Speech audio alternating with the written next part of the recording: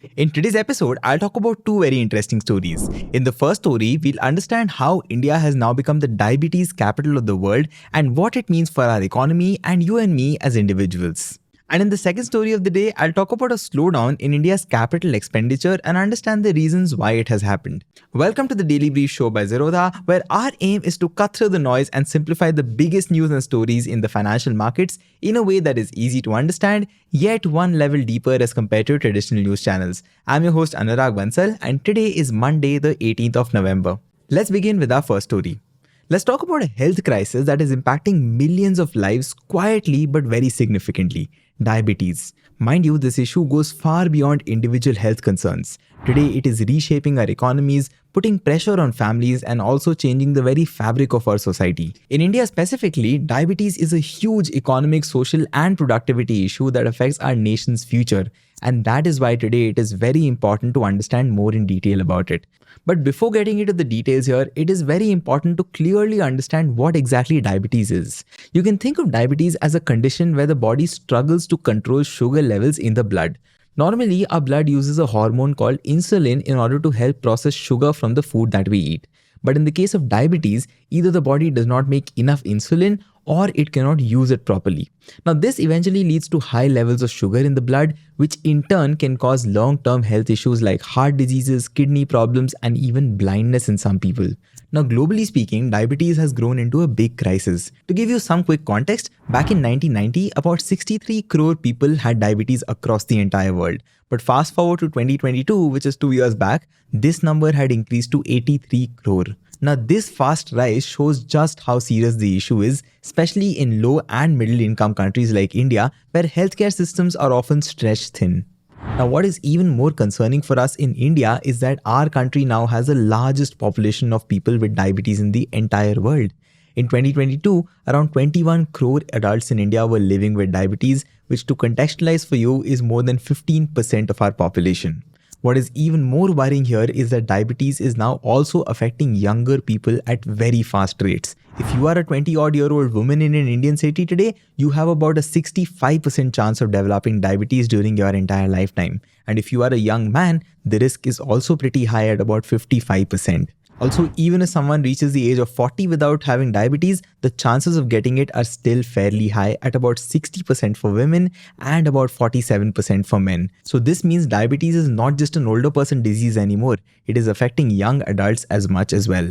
And this brings newer challenges for our future. Now, India's diabetes crisis is even more intense in urban areas where lifestyle usually includes eating more processed foods, sitting for longer hours, and also dealing with higher stress levels. In cities, about 18.5% of people have diabetes as compared to 14.9% people in rural areas. Also, southern states in India like Kerala, Tamil Nadu, Andhra Pradesh and Karnataka show higher rates of diabetes. This is partly because diets here are richer in carbohydrates and sugar and tend towards less physical activity. To give you an instance, over half the households in the state of Kerala have at least one person with diabetes today. In comparison, only about 25% of households in a state like Rajasthan face this issue today. States like Karnataka also see very high diabetes rates, and this is driven by fairly similar factors. Now, one important thing to note over here is that the southern states of India have slightly better healthcare infrastructure. So this means more diabetes cases are likely to get diagnosed. But regardless, all of these numbers still show how widespread and dangerous diabetes has become. One of the biggest challenges in India's diabetes crisis today is affordability of healthcare. To give you some context, less than a quarter of Indians have health insurance today. This means most people pay for their healthcare out of their own pockets, which is dangerous for our finances. On an average, diabetes care costs around 15,000 rupees per person every single year, which can be a significant financial burden for many families, especially in a country like India. But that said, if you look at the rate at which healthcare costs are rising today, this estimate may still be very low. Now, this issue gets even more complicated in states which have limited healthcare access like Bihar, Uttar Pradesh, Madhya Pradesh, etc. And these are states where insurance coverage is also very low, which makes it even harder for people to get adequate care. Now, in places with better infrastructure like Chandigarh, Goa, Delhi, etc., there is higher awareness for sure, which leads to better treatment rates. Socioeconomic factors further impact diabetes care as well. Lower income people are less likely to get proper treatment, especially in rural areas where healthcare is relatively less accessible. In urban areas, on the other hand, higher stress and lifestyle changes lead to a higher instance of diabetes. So this dual reality, which is undertreatment in rural areas and high prevalence in urban areas, shows the complexity of the diabetes crisis in India. But all said and done, one of the most concerning aspects of diabetes in India is the lack of awareness itself. About 27.5% of the people with diabetes are not even aware that they have it today. This means millions of people are currently living with a potentially life-threatening disease without even knowing about it. Think about how crazy that is.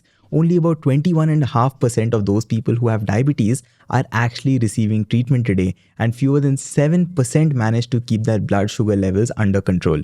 And it's almost a no-brainer that without awareness, there is no treatment. And mind you, without no treatment, diabetes can lead to very serious complications. Untreated diabetes can cause heart problems, kidney failure, nerve damage, and even blindness, like I mentioned earlier.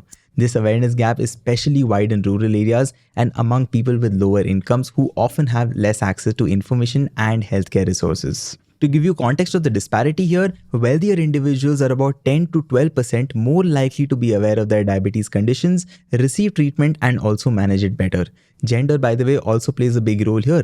Women are often underdiagnosed and undertreated due to social and cultural factors in our country today. Now, like I mentioned earlier as well, diabetes does not just affect health, it also has huge economic impact. In the United States, for example, diabetes cost an estimated $412.9 billion in the year 2022, which includes direct costs like medical expenses and indirect costs like loss of productivity. In a country like India, where healthcare costs are relatively lower, the impact is still very severe. The annual per person cost of diabetes care, like I mentioned, is around 15,000 rupees, which is a substantial amount for lower middle income families. But direct costs are just the beginning here. Diabetes also leads to loss of productivity because many people need to take time off work or they might not be able to work as efficiently as they would otherwise be able to. In 2017, diabetes was estimated to cause a productivity loss of about 176 lakh crore rupees, which to translate to dollars is 2.6 million US dollars. Now this loss of course comes from missed work days, reduced work efficiency, and premature retirement due to diabetes related complications. And this economic impact is especially troubling for a country where many families today are still struggling to achieve financial stability. Unfortunately, a lack of reliable market data makes it very difficult to measure the full impact accurately, and this also highlights our need for more focused research in the country. Now, addressing diabetes requires a large-scale systematic approach. Public health campaigns to raise awareness about diabetes and its risk factors are also very essential here.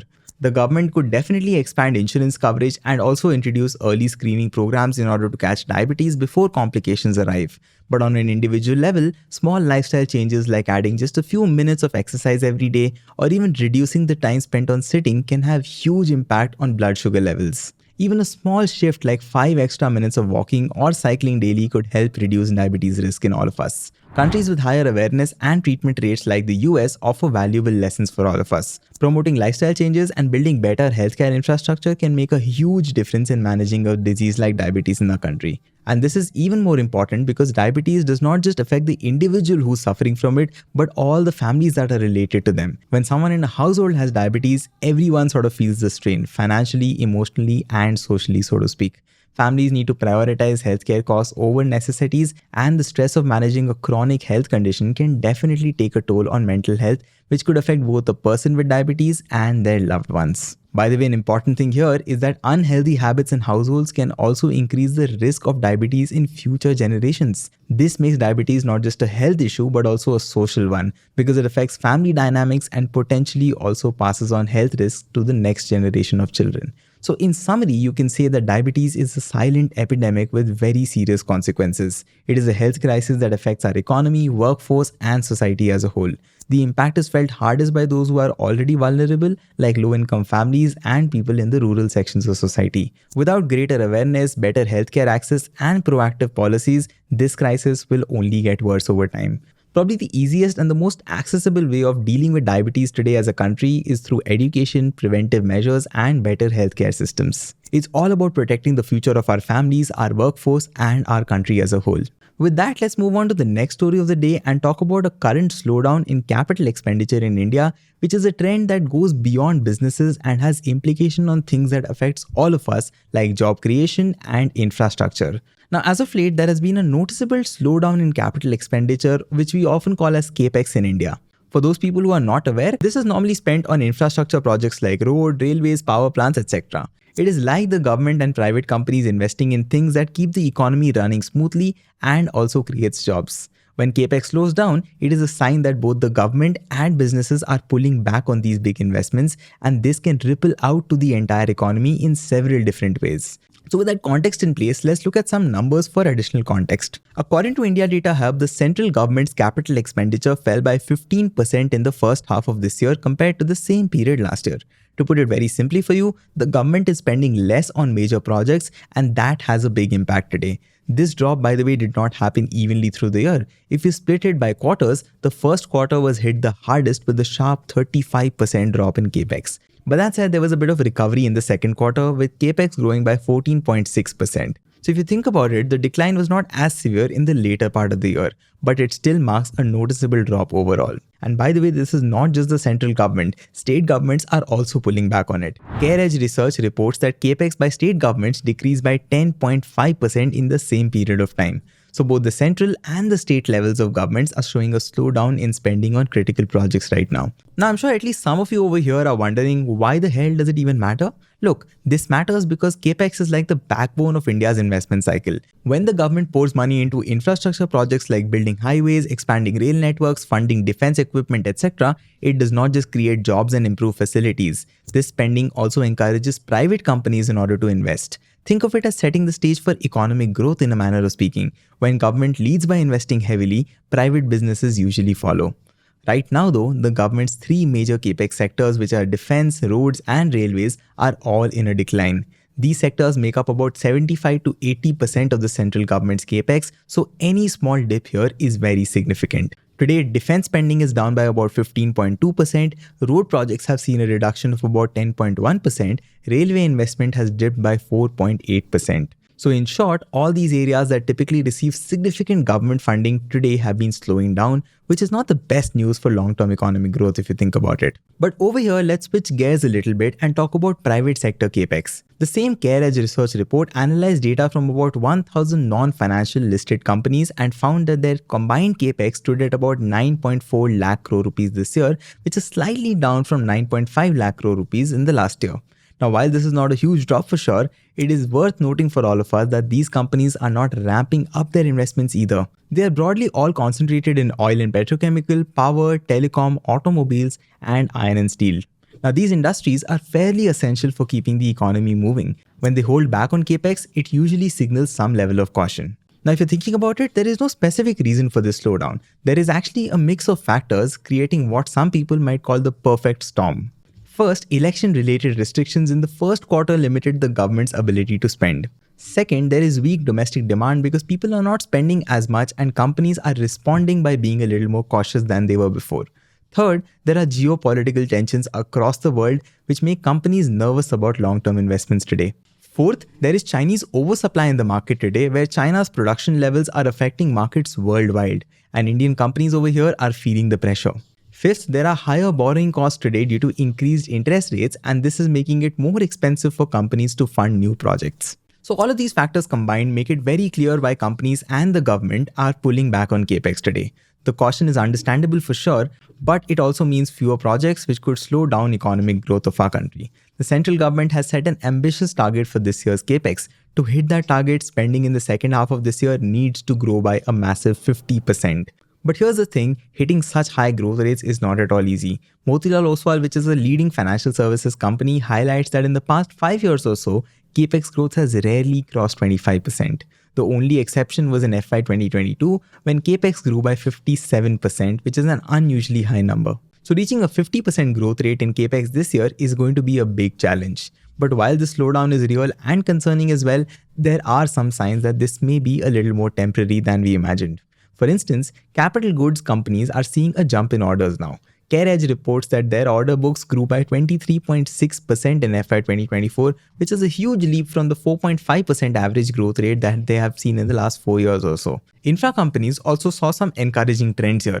While they reported a 15% decline in order books in FY 2024, they have now bounced back with a 20.5% growth rate in just the first half of the FY alone. These numbers say that although there was a dip, companies might now be getting on track, which could signal recovery in the near future. SBI Research is predicting a robust GDP growth of about 7.2 to 7.3% for the third and fourth quarter of this fiscal year, and this could push up India's annual GDP growth to nearly 7% in FY 2025. This forecast suggests that despite all the current Capex slowdown, India's growth fundamentals still remain very strong. So with all the restrictions from elections and the other reasons now behind us, there is a very good chance that we might see Capex levels picking up again as the government and private companies both regain some level of confidence.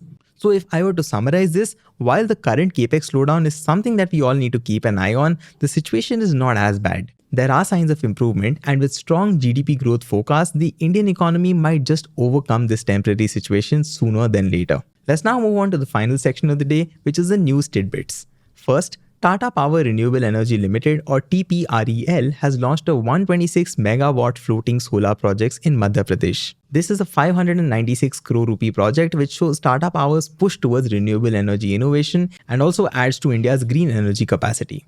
Second, a new study by Ericsson says that telecom companies could increase their revenues by about 5 to 12% in 5G services by just focusing on high quality connectivity for AI applications. Now, as demand for AI is growing today, this shift could now open up new income streams for them. Third, Tata Sons is restructuring Tata Motors by setting up a holding company for the passenger vehicles or PV and commercial vehicles or the CV businesses. This is going to allow each of these segments to focus separately on growth and operational efficiency. Fourth, quick commerce now makes up about 50% of traditional Kirana store sales. It is expected to reach 3.38 lakh crore rupees by 2030, and this sector is now booming as more people are looking for quick and convenient shopping. That's all the news and stories I have for you today. I hope you found this episode valuable and informative. As usual, this is your host Anurag Bansal signing off. Do share your thoughts in the comments. I'll see you tomorrow. Take care and goodbye.